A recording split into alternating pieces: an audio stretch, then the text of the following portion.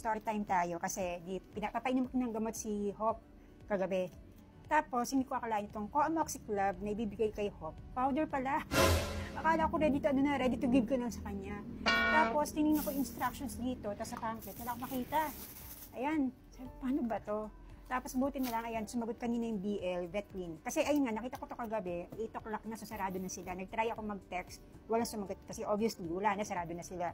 Kasi kanina nag-text ako kung paano ba ito lulusawin. At ayun, lulusawin siya sa tubig na 50 ml.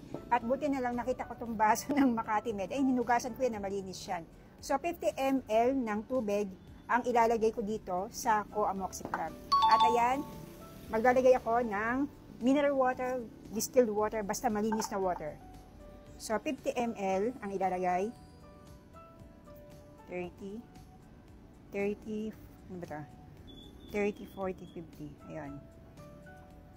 30, 40, 50. So, 50 ml ang ilalagay na tubig dito sa powdered na Coamoxiclav. Nasearch ko sa YouTube na as in tagang i-shake muna to bago ilagay itong tubig. Shake ng husto. So, ito ipapainom ko kay Hope ng twice a day for 7 days. Kaya pala advice ni doktora na pagkatapos ilagay ito sa ref pagkapainom ko kay Hope.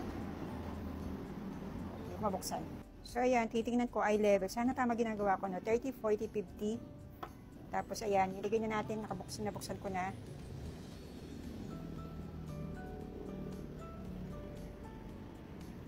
Ayan. Mausok. Tapos, saka natin shake.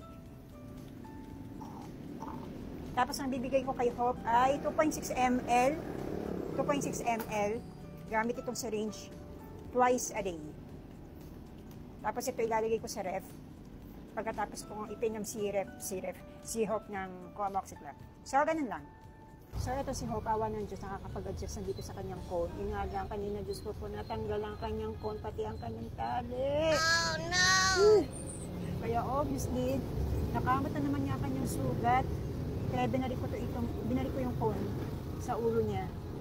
So, ganyan siya kapasaway talaga. Pero behave naman siya ngayon kasi ngayong epekto ng anesthesia, nandun pa rin. So, ngayon, pinumin natin ng gamot. Yung nga lang, nalalasahan na rin yung isang gamot. Kaya ito, bilisan na natin. Hop. Take it.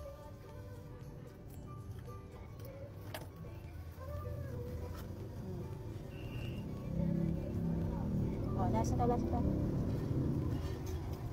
Ay, salamat Lord. Yan, okay na. Ayun na.